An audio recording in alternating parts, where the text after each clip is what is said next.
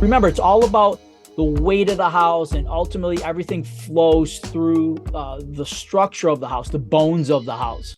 That being the frame and detail and the beams and the columns and the concrete support. And ultimately everything rests on the ground.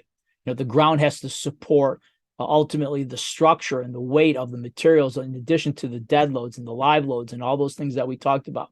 And so when you think about the aspects of what it takes to put a house together, there's going to be aspects that we can see of the details. There's going to be much more of areas of the house that we can't see.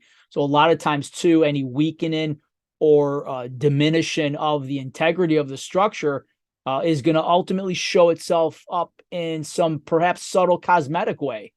And then at that point, where do you show up on the timeline when your eyeballs hit whatever said clue that might be presented in front of us?